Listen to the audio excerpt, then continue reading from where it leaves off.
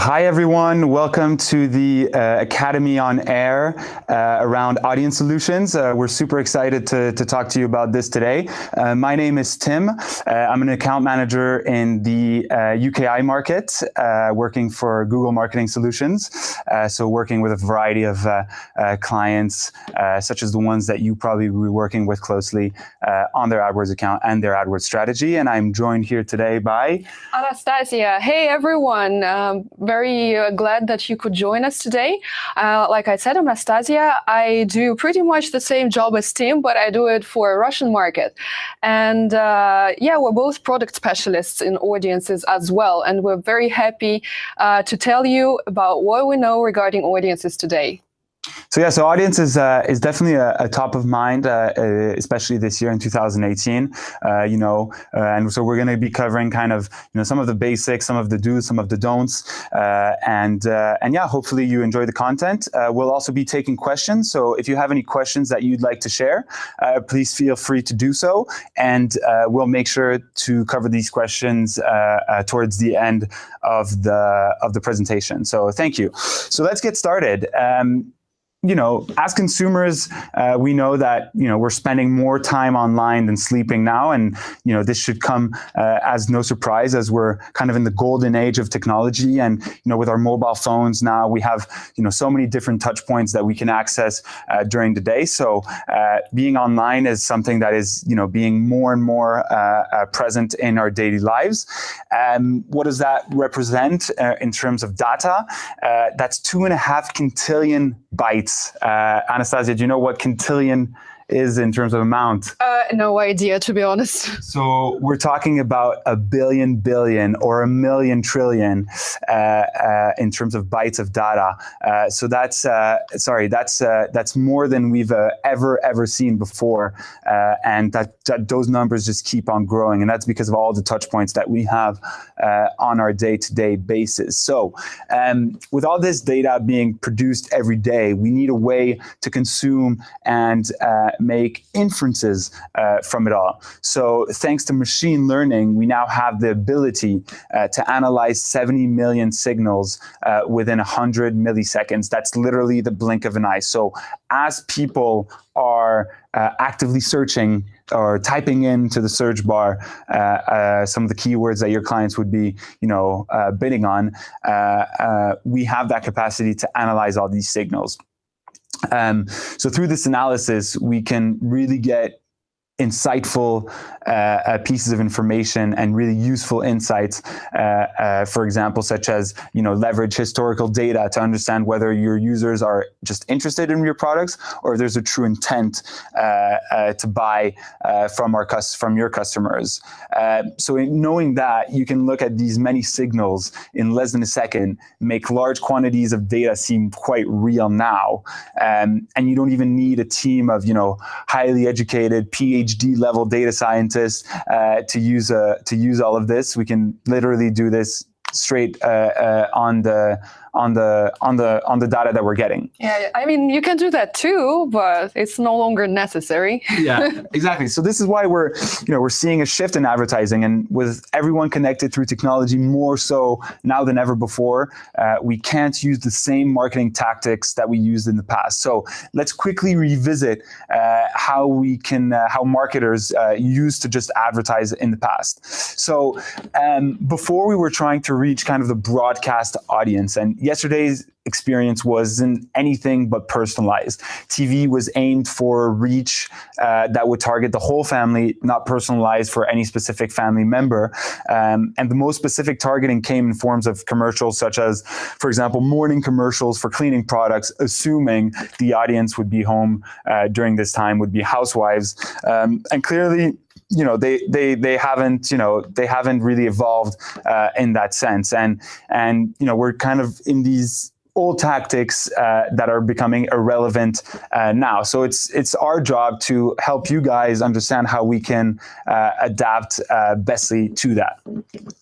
So today, we really can reach the real user, not only by their demographic profile, but also on a deeper level. So For example, if we take the woman on the right, let's call her Kara, and she's 35 years old. She lives in New York City. She works as a senior patent lawyer and has a yearly income of over $160,000 a year.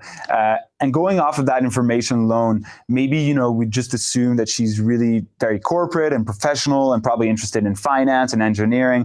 And maybe, you'd imagine her like she looks like in the top on the top left-hand side, right-hand side. Really managed to gather all the stereotypes here. Yeah. But now when we kind of look a bit more into it, we see that she's actually passionate about gaming. And would you imagine that at that age, a bookworm, and she uses technology to find, good reads as a marketer, which is going to be much more valuable than just that basic information that you thought you would have. It's important to know that users are more demanding today, and it's therefore our role to make sure that we're giving them that meaningful and unique and relevant experiences to the advertisers in order for them to be more efficient with their return on investment. Moving forward, what we see is that by 2020, 58% of all online media buys will use high quality audience data. And we actually know for a fact that companies who use customer behavioral insights outperform their peers by 85% in sales growth and more than 25% in gross margin. So if people say that all these tactics, it's new, it's good, but like, what does it actually represent for me? There was actually this report done by Gallup, and they've shown that it does make a difference, especially in the long term. So it's worth having. Quite an impressive difference, I would say. Yeah, quite an impressive difference. And when you think about it, it seems normal. So let's not wait until 2020 to recognize this shift and learn how to get set up for success now. So let's really make sure that we're able to do that now. And so how we do that is through all the audience solutions that, for example, Google can offer. And some of these terms might, seem new to you. Some of them might sound familiar. You're probably already using a lot of them now. So for example, if we're looking at RLSA in market, you probably know these words and you're probably familiar with most of these targeting methods and solution.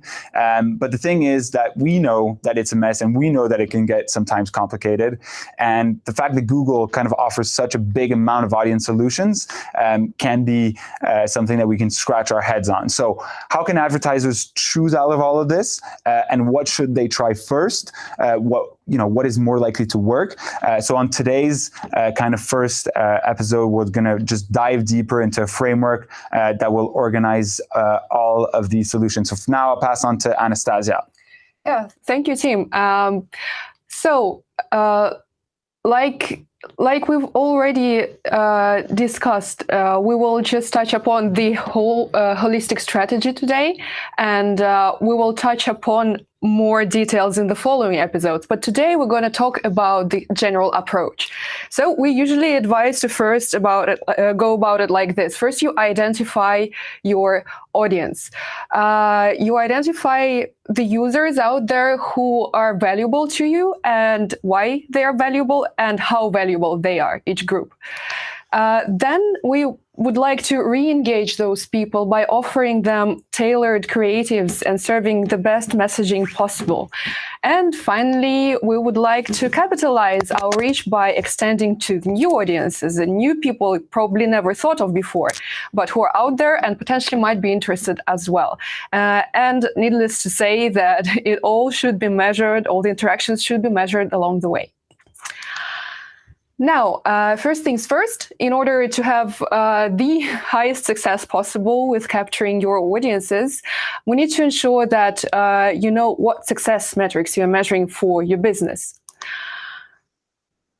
Now, we would like to offer you to look at the following things. First of all, you need to consider your marketing objectives. It's not all about just clicks, for example. Let's say it's important to have clear success criteria in mind, which will drive how you build, measure, and optimize the whole of your audience strategy. So you need to ask yourself, what is the primary business objective that you're trying to achieve? For example, would it be driving sales, or maybe generating leads in the form of phone calls or filling out the forms on the website, whatever the business needs. And then you have to ask yourself, do you have a separate goal for customer acquisitions versus customer retention? Do you need to upsell to existing customers or convert prospects into customers? Or maybe you need to do both in a certain proportion. And thirdly, how are you measuring success? What are the core metrics that you want to influence? How does it translate into measuring your campaign performance? Do you look at CPA, cost per acquisition, or return on ad spend? So that's first. Secondly, you need to confirm that you have proper tracking in place. What does it mean? To drive performance and accurately measure and attribute the results of your audience efforts, it's crucial that you have accurate tracking methods for your online activities. So firstly, conversion tracking. You must set up conversion tracking either through AdWords or through Google Analytics, whatever you're using, whatever is most convenient for you. It doesn't really matter. Just please ensure that you have tags in place, that they're working correctly. And if you're using Google Analytics, make sure that Google Analytics account is linked with your AdWords account. Now, secondly, audience list creation. Create a remarketing tag either via AdWords or employ remarketing functionality in Google Analytics. We usually advise creating at least all visitors, converters, and people who visited but did not convert. But then you can, use your imagination and set up an audience list for pretty much every micro conversions if you wish so. There is never too much data, let's put it that way. And then attribution. At the moment, this one is available just for search. You should be leveraging the non-last click attribution model to value each touch point along your customer journey. And if it's available for your conversion, we absolutely recommend you using data-driven attribution. So, third thing to keep in mind is, of course, to adhere to AdWords best practices. Our AdWords solutions work, or audience solutions rather, work best when applied to campaigns and ad groups that follow AdWords best practices. These items are not prerequisites. You'd still be able to use audience solutions, but we really, really do recommend that you follow the best practices. So bidding recommendations. You should enable AdWords Smart Bidding and allow the system harvest and leverage all the data that Tim was mentioning before. What was that quintillions of data? 2.5 quintillions. 2.5 quintillions. Yeah, it's unfathomable amount of data to me. But yeah, allow the system to do you that favor and just use the data that's out there. Then ensure that your campaign budget is at least 10 times higher than your CPA, because otherwise the campaign might be budget constrained and not performing as good. And then creatives. Creatives are really important. That's what the user actually sees.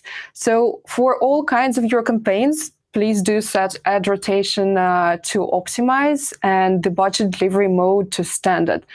And then create responsive ads for display, because that will allow to serve across all the network, placements, all the devices without needing to create countless numbers of banners, let's say. And then for search campaigns, ensure that you have at least 3 creatives per ad group. That would allow the system to optimize for each auctions. And also don't forget about extensions. It's always good to provide your clients with additional info. And then finally, the fourth, step is choosing the right campaign structure for your audiences. It's crucial for search network that when you're using RLSA or marketing list for search ads, that you apply them to your existing campaigns and implement it in the form of a bid-only target, bidding setting, serving setting, because otherwise you will cut off all the new users, first of all. And if you create separate campaigns, that would just add work to your daily routine. It's not necessary at all, believe me. And then for the display network, like I mentioned before, be sure that, no, I haven't mentioned it actually yet. So be sure to create a new ad group for each of your audience targetings that you chose, because that way you will be able to track it more efficiently and to create reports for your clients in the most accessible manner, and you will be able to manage your bids accordingly for each kind of your audience, because obviously remarketing lists or users who are in your remarketing lists who have been to your website before, they're more likely to convert, and therefore you'll bid for them differently. Yeah. Rather than for expanding your audience. Now, next, we need to select which features we want to implement next, because like Tim mentioned before, there are a lot of settings and features that we can offer. So we need to identify the ideal audience that you want to connect with. Firstly, we select which audiences you want to re-engage with and consider what messaging would resonate best with your chosen audience. So you need to ask yourself some questions. For example, the following. Do you have a specific audience who is like warmer, hotter leads than others? How can you drive more traffic from those audiences that are more important to you, more valuable to you? So do you want to convince users who visited your site and did not convert to return and complete a transaction? Or probably you want to connect with past customers to foster loyalty, or you want to do both of those. And maybe you have audiences who should get different messaging than the rest of your visitors for whatever reason. Maybe they completed a certain action that the other group didn't, or you would like to offer a discount to some of your users. And then you need to find the best performing audience groupings from the ones that you already are using. So do you wish to expand your advertising efforts to connect with users who have similar interests, traits, and behaviors? Maybe you want to connect with the users who are in market for the product or the service that your customer offers. It's one of the most common ways to expand, I'd say.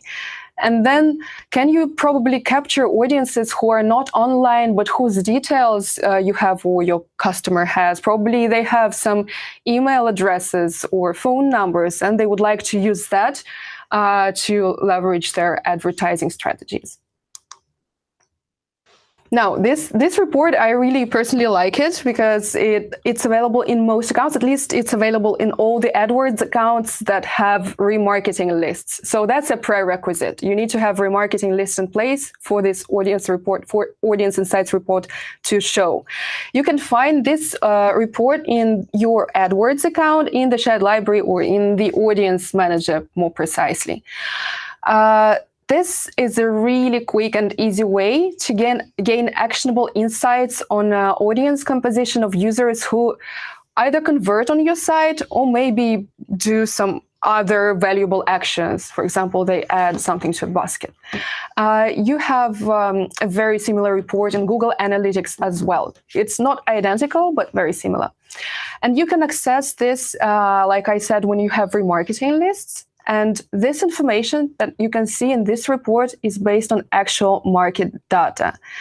For example, you can use it to find insights for whether you have all the interests and intent for your audiences used in your current campaigns, or you can get insights on what you're not using yet, but the users that converted actually had the interests and intents that you might use in the future.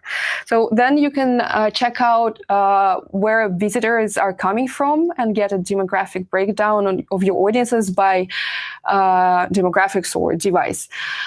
New customers to target can be found in this report as well, the similar audiences. Audiences similar to the ones who converted, audiences similar to the old visitors of your website, depending on how broad or narrow you want your reach to be. Then you can see the available reach that you can get from your interests or intent audiences. The report will provide you insights about the users compared to a given population. This way, you can estimate how much you'd like to invest in order to get a certain reach. And then you can take action by adding those audiences that you are not using yet to your either existing ad groups or campaigns, or you might create the new ones as per the best practices. Like I said, you should segregate your targeting audience options into audience targeting methods into different ad groups. Now back to Tim. Yeah, perfect. Thank you so much. So yeah, definitely just hopping back very quickly on the Audience Insights report. This is a very powerful tool that should be leveraged, in order to really, really identify and finish that first step in the audience solutions aspect of things. Yeah, definitely. So jumping on to how do we actually kind of then go in and actually implement this? So we're going to look at it two ways. The first part is going to be through re-engagement, which is the starting point of your audience solution, and it's important to keep re-engaging and reconnecting with potential new customers. So if we're thinking about the sales funnel, which some of you might be familiar with, we're really focusing towards the bottom aspect of things. And then the second part will be the expand bit. And so here we want to really focus on where can we get new visitors, where we can get new users, new customers, how can we get more traffic. So with re-engage, as these statistically have higher ROI. With expand, we'd be more looking at kind of the prospecting side of things. So we always want to be thinking that now that we've introduced to a new user, it's important to continue engaging with them throughout their consumer journey. And then just a quick reminder, what we want to keep in mind here is that for most advertisers, we always recommend starting with the re-engage, which typically yields a higher ROI. So you can see the value that audience can have for you, as opposed to just, going out there and trying to get new audiences, which you don't know if they'll be converting for you in the future. Is that something you'd agree with? Yeah, I completely agree. For most advertisers, that's what we recommend. There are just very few cases when advertisers would benefit from just going straight out there and trying to get as much audience as possible. Yeah. So let's just have a quick refresh, technical difficulty here. A quick refresh on what these products are and what these products do. So the first one that we're going to be looking at are on the re-engage front. So remarketing list for search. So remarketing list for search enables you to customize your search network campaigns to those who have previously visited your website by overlaying your remarketing list to your search campaigns. So this is probably the one that is going to have the biggest impact on your return on investment, on your performance, because the way I like to think about these is, imagine your customers are running a 100-meter race. When they come onto the website for the first time, they're 80 meters in. What are we going to do to help them get them to finish the race and help them get over the finish line, those 20 additional meters? That's going to be the remarketing list for search ads. Very good example. I also would like to add that the beautiful thing about remarketing lists for search ads, it's the easiest ever audience solution to implement in your account by far. Yeah, I 100% agree with that. The second one that we're just going to quickly go over is the display remarketing. Display remarketing, we've all been, at some point been remarketed for a product, whether it's that pair of red Nikes that you went and saw last week, or a show that you're planning on going, or a trip that you might have shown interest in. Display remarketing essentially enables us to re-engage users who previously visited our website and show them relevant ads across the display network. And then one that's been around for a while, but that is sometimes a bit undervalued, is the customer match. So customer match helps advertisers reach custom segments of their existing customers and deliver a tailored message at the moment of relevance. So across search, shopping, Gmail, and YouTube. So this is achieved by you advertisers uploading your first-party customer data, which we use to match against Google users. So this is really where you have that really a lot of the control of people who have given you their email addresses, for example. That's a good example of what I mentioned before, using the data that your advertisers harvested offline to engage them online. Exactly. Yeah. So, for example, we now see a lot of supermarkets or a lot of clothing stores that will ask you to send you your receipt online, just so they can collect your email address and then be able to use that information online, whether that's through email remarketing or, for example, on AdWords. Yeah.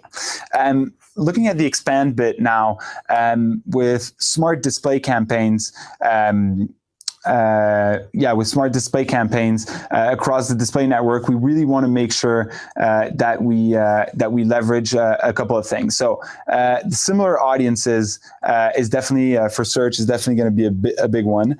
It's Google similar audiences essentially offer available on display, search, and Gmail, and they enable you to find new audiences who share the same characteristics as your best customers. So a similar audiences list are based on some of the lists that you'll have built yourself, and they automatically populate. So same again when we're talking about the facility and the easiness to do something, that's gonna be something that's definitely gonna be up there. Yeah, I would recommend to start with the similar audiences that are similar to your converters. Exactly. Then those who left something in the basket, etc., following the funnel upwards. Fantastic. And then moving on, we have the in-market for search and display. So this is known as kind of, new customer acquisition strategy. It really aims to find highly qualified audiences that actively in the market for new products and services. So the system differentiates the interest from the intent in real time, which allows you to connect with your consumers who are close to purchasing, showing them kind of even more relevant messages, which is going to be super valuable down the line for you. It's capturing them in a time where they don't show that intent, but they show that interest. And then finally, we have the custom intent, which is, same again, kind of relatively new. And this allows advertisers to define and reach people with the intent to purchase. So this can be done on the Google Display Network and on DBM.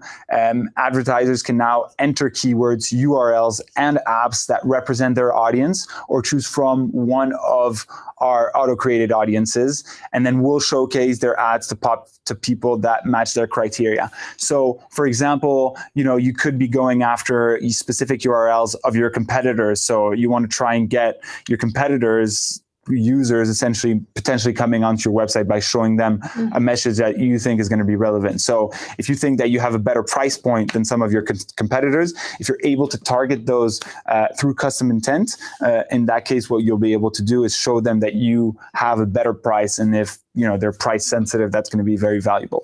Just a small disclaimer, because it's a frequently asked question. It does not mean that you can remarket to users who visited your competitors' websites. The system would analyze those websites, and highly likely that people who are interested in that content, they would have been on those websites, but it's in no way a remarketing strategy.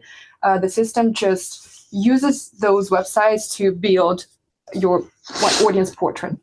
And so finally, talking about smart display campaigns, we want to focus more primarily on search here, but smart display campaigns are also a great way of, getting that extra mix of re-engaging with your advertisers, with your users, and expanding strategy. So that really is going to encompass both sides. What we really want to think about here is the quality of the message that we're going to offer to our users. Moving on. So we now want to be in a situation where we choose the right audience solution, and by that it means reaching your goals. So for example, thinking about CPA versus conversion volume, and where can we find that trade-off? So which feature is going to be working best for you? That's going to be dependent on the business goals that you have. So Anastasia talked about this before, but as a general guiding principle, principle, we want to consider how much you value conversion volume versus your cost per acquisition. So thinking of, standard kind of economics, do we want to go for volume, or do we want to go for a high margin in order to have a better profitability? So in order to really better understand the CPA versus the conversion volume trade-off associated with each feature. So as we can see here, the darker the green, usually the higher the return on investment is going to be, essentially because we're, for example, on RLSA and customer match, we're talking to people who already have been on our website or who are customers.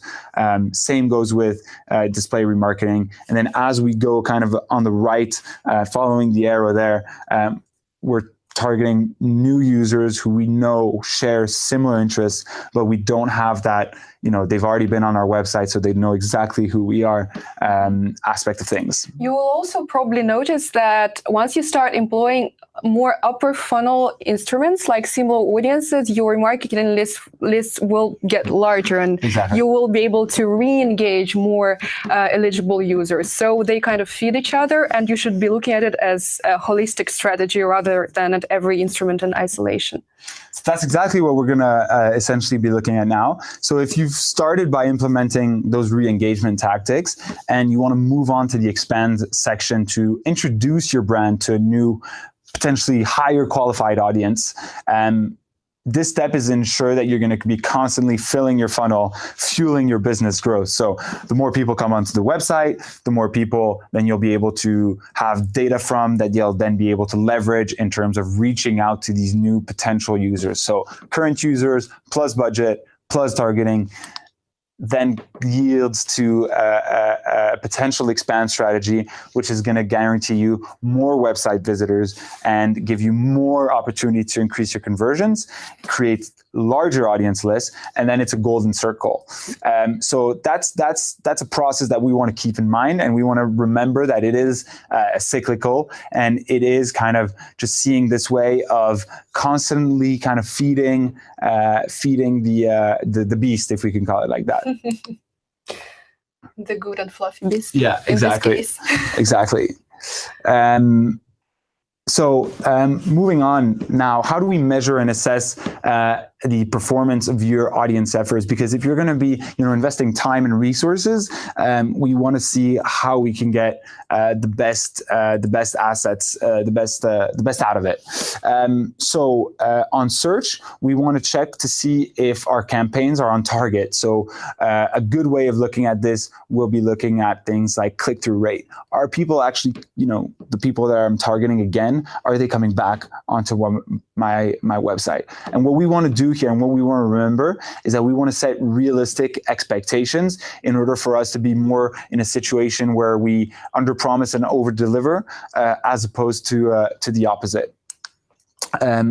Continuing on search, we also want to make sure that we're using an attribution solution that is going to be the most representative of our efforts. And we're going to see which campaigns bring the more value at the first glance, and then we're going to be able to bid against them. So really using all that information that we're getting from a conversion perspective to put us in the best situation possible.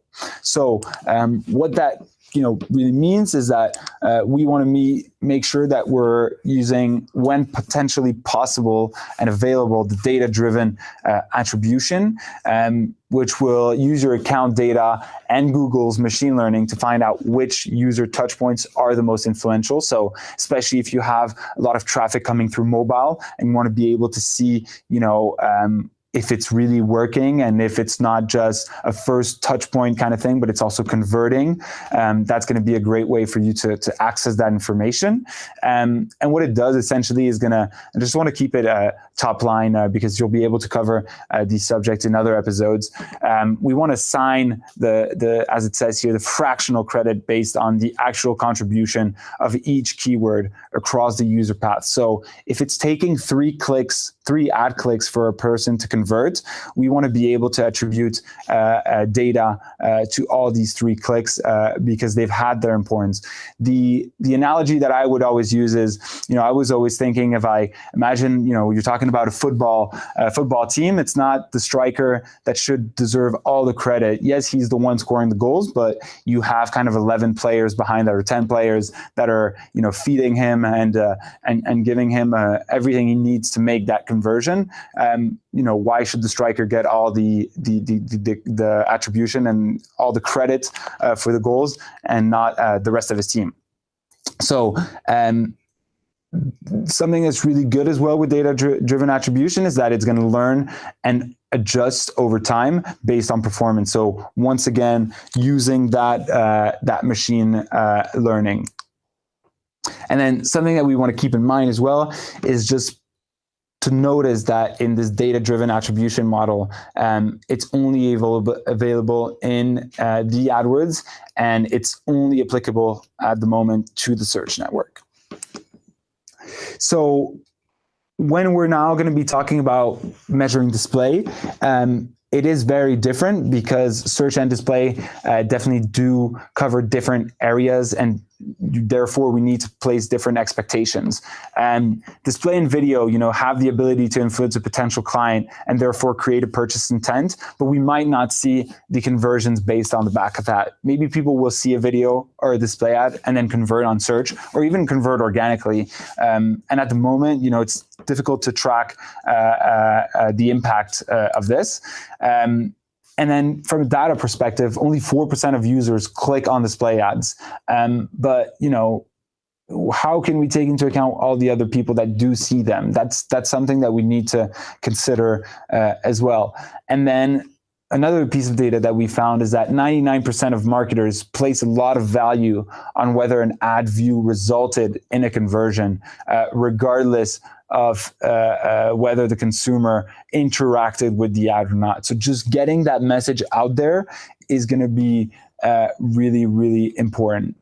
Just one, or rather 2 things to add here. First of all, and when the customer just saw an ad and never clicked on it, well, it's good for you and for your advertisers, clients, because you never paid for that click, which is a win-win. And secondly, I have observed multiple times that my clients, my advertisers had a comprehensive, a built strategy of using search and display, and at some point they switched display off, saying like, oh, look, it's not working. We've tested it out. It's not working. And then the volume on their search falls down as well. And that's because display campaigns, they often, like we already mentioned, one fuels the other. Display fuels search, similar audiences fuel RLSA, and all of that works holistically together. So remember that. Perfect. And then just closing on the back of that, there are different attribution models available when measuring with Google Analytics. So, we could sit here and I could talk you through these all day, but we'll be covering that more down the line. So this is just something that's good for you to have. But essentially, we have the last click model and the first click model, which I personally believe are becoming more and more obsolete because they just don't give us the right story. And what the ones that we want to be, essentially looking at is the time decay, the linear, and the position-based models, which are going to be available on Google Analytics. Excellent. Thank you, Tim.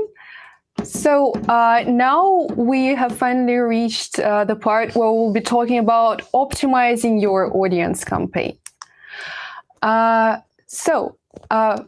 Like I already mentioned, an ad creative is something that the user sees. This is the front end of your advertising. So it's crucial that you work on the ad creatives and make them look good and work good. So we recommend to establish a testing threshold and sticking to it. Whenever you set up a campaign, you will want to test it, but don't change it every second day. Wait until you have served enough impressions to be confident in the results that you get. You should also limit how many elements you test within your ads.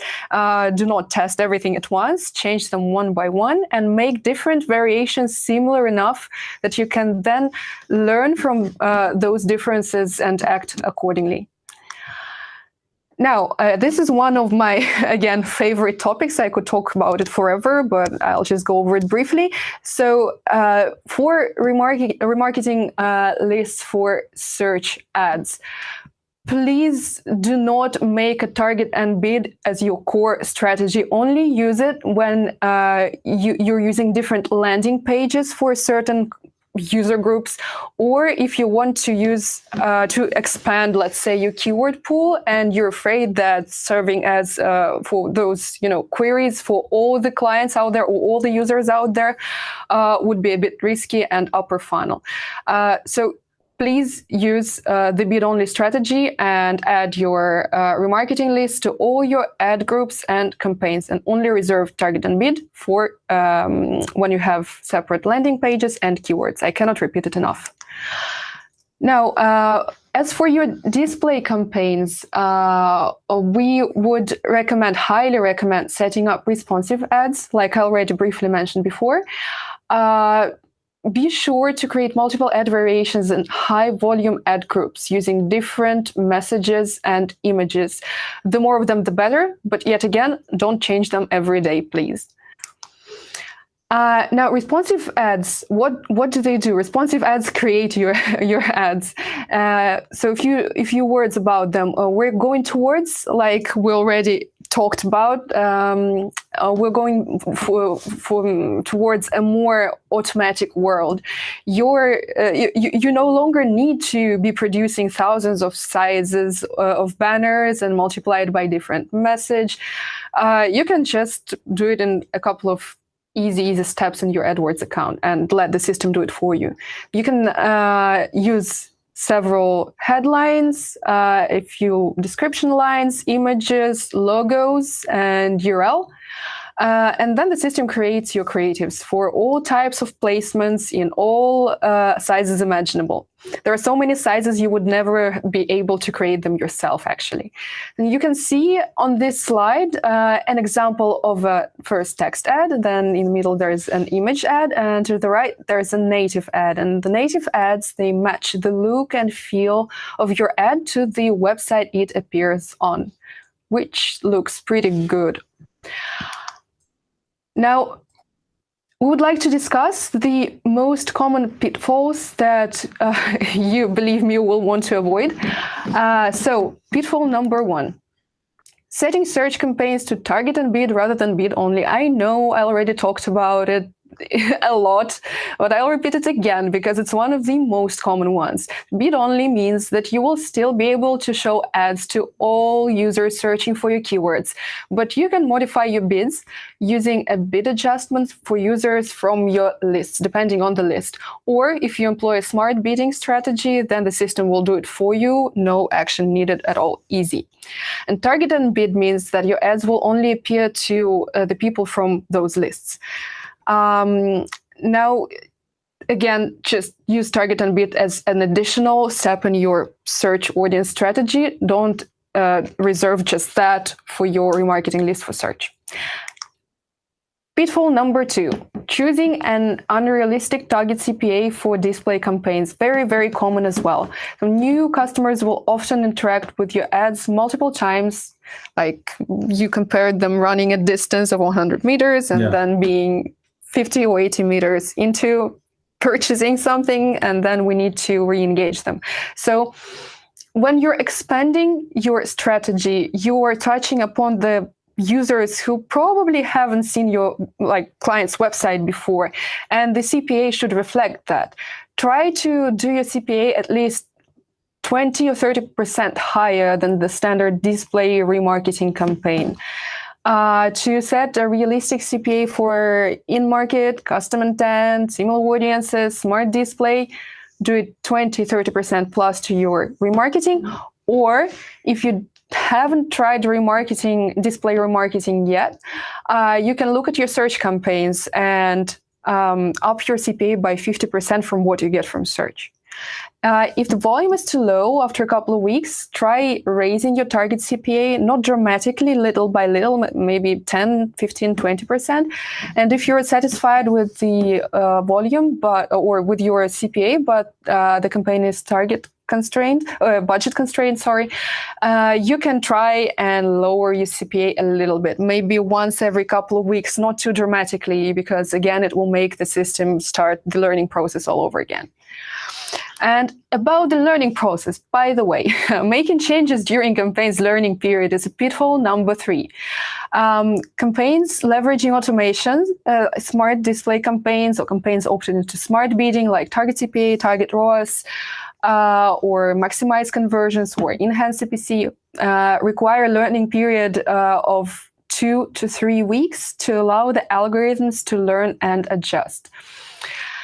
I know that everyone's itching to do something with the campaigns when they're not performing according to the set CPA in the first 2 days, and then after the 3 days and 4 days, but you really, really please need to keep your hands off those campaigns for 2 to 3 weeks, having made sure that the CPA is realistic, of course. So avoid making changes during the learning period because it will just inhibit your campaign from learning. Yeah, and if I can just add to that, if budget is the reason why you feel that you're going through too much budget without getting kind of the performance that you're expecting out of it, don't hesitate to start with a lower budget on a daily basis to be able to give it that learning period of 2 or 3 weeks in order for you to be able to kind of start seeing those results after that, and then potentially kind of re-adding a bit more budget once you've kind of seen a proof of concept. It's true that, we've definitely seen examples where people have tried, advertisers have tried to, using these campaigns with target CPA, and they haven't matched their goals. And in that case, we always, it's about setting expectations and really making sure that you're aware of that learning period, because in this case, time is going to be your campaign's best friend. Very well said. Nothing to add. So yeah. Like we've already said, there is no need to wait until 2020 to build your comprehensive audience strategy. You can already be doing it now if you're not already.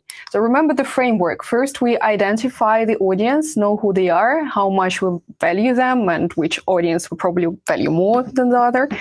Then we try to re-engage those users best way we can by offering them the tailored message and leveraging our smart bidding and audience insights. And finally, we go on and expand towards the people who probably haven't known about our client's business before or haven't been on the website, but who might very likely be interested had they been given a chance to check out what the website has to offer or the business has to offer. Do you want to add anything? That's mainly it, guys. Thank you so much for listening through all this. We're now going to jump to a quick Q&A. So let me see if we have some questions. Perfect. Let me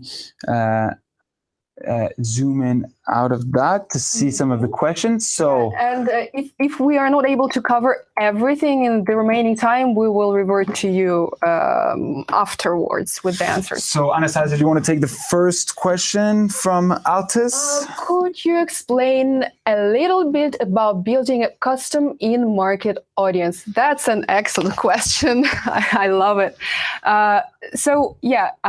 When we speak about building a custom in-market audience in display, we sometimes refer to it as having a canvas and certain painting tools like brushes and paints.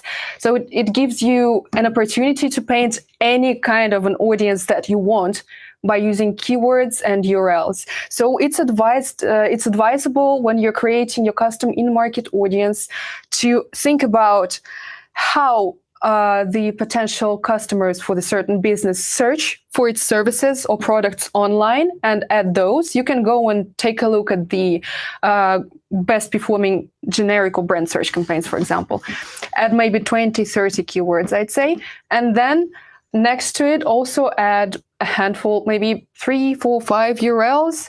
You can use competitors' URLs. You can use even your own URL, and the system will analyze the web pages to get the context of what this audience is interested in, and it will use the keywords to identify, to fine-tune the signals that it will get from that custom intent list. Yeah, and that's I think that pretty much pretty much sums it up, and it's definitely a good way of seeing things.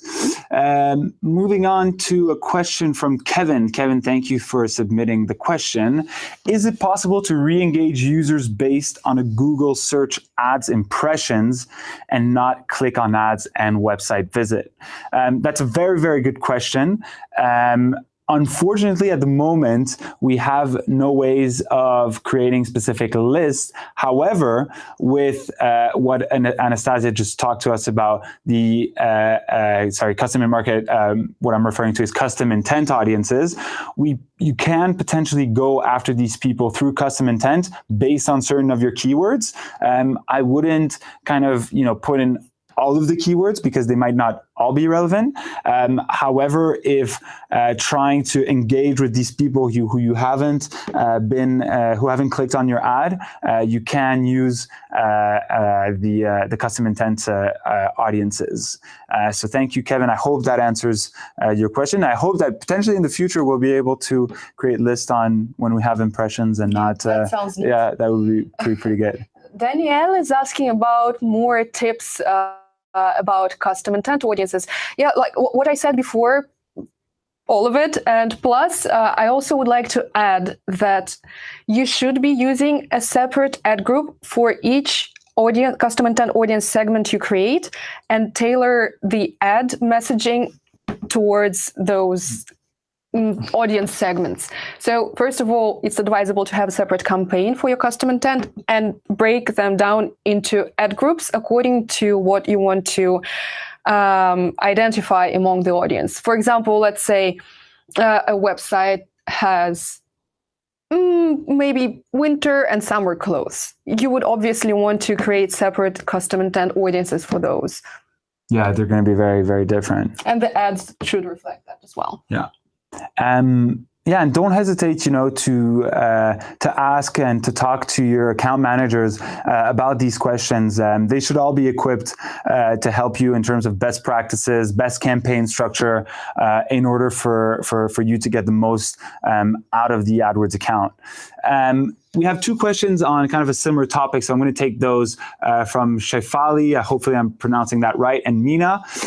So as you said, not to change the bid strategy frequently, then what would be recommended duration to change the bid strategy for a better performance? So in the presentation, we quickly gave a timeline of 2 to 3 weeks. I would say that's like 3 weeks. 2 weeks is the bare minimum. If you can't go a day more than the 2 weeks, just for XYZ reason, then use that. But anything under that, I can guarantee that you won't start seeing any noticeable performance.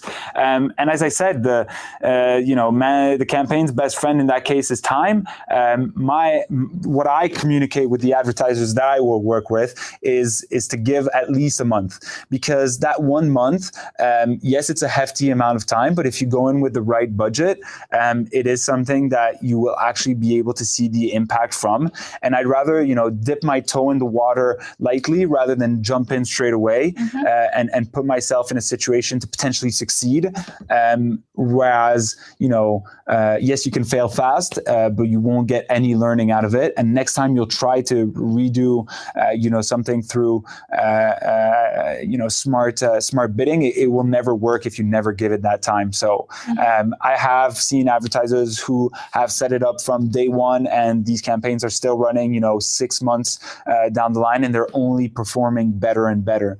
And then, if you're thinking as well, what's the down the line strategy with that, is that once you've kind of hit that target CPA that you're going after, if it's not too optimist, then after you can kind of start, taking it down a bit if again you're willing to give it time. So let's say you have a target CPA of like 20 pounds, and once it hits that 20 pounds consistently, then you can think about bringing that maybe down to 18 pounds, because it will accumulate that data, and then it'll help and just make the algorithms much better and much stronger. Yeah, and one more thing to add: once the 2 weeks or whatever amount of time that the campaign takes to learn have passed, it doesn't mean that you can just throw in everything that's new and the budget and the bids and the creatives.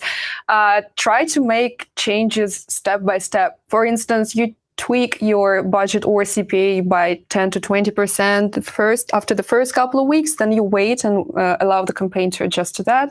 Then you probably change some creatives or parts of creatives, and then you look at what happens.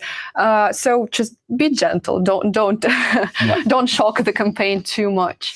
So a couple more questions here, but just for time purposes, we're going to be maybe not answering all of them. Another question from Altis. Anastasia, do you want to take this one maybe? Altis is asking, custom intent and in-market seem quite similar. Could you please name a few of the differences in these audiences? Thanks in advance. If I understood the question correctly, you were referring to custom intent and custom in-market, or let's put it this way. Now we refer to intent the same as in market, so they are interchangeable terms. I know it can be confusing, but we kind of rebranded in market to intent. So in market intent, there is an equal sign between them. And if we compare custom intent and just intent, what used to be in market, custom intent can be customized to your own needs by using keywords and URLs, and just intent, whatever is offered in the system is in the account. You can go through that taxonomy and choose whatever you think is suitable for the advertised service or product.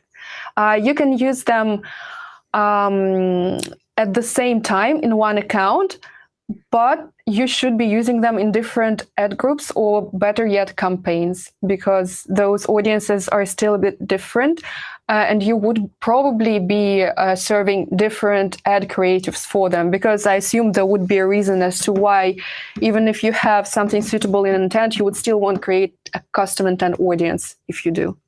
Perfect. And then the final question, just in the interest of time, from John. Very good question, very much in the news. So we'll definitely address it. How does GDPR impact data sharing? I can't speak for the whole of kind of, the data industry and all the companies. However, from the Google perspective, what I can say is that Google is doing everything and has, I think, done and is prepared on its side in regards to, for example, anything that has to do with audience and remarketing to set you up for success in a completely legal way. So on Google's side, anything that has to do with remarketing lists is okay to go out and to use from the pool of solutions that is available there. So I hope, John, that probably doesn't answer the whole kind of question, but maybe it does quite quickly. Thank you, everybody, so much for tuning in today, and we hope that you found this useful. We hope that you'll go out and have some creative audience strategies for your clients. So thank you so much. Yeah, it's been a great pleasure to be here today. So yeah, we hope you found it useful, and yeah, happy advertising. Yeah, thank you so much, guys. Take care. Thank you.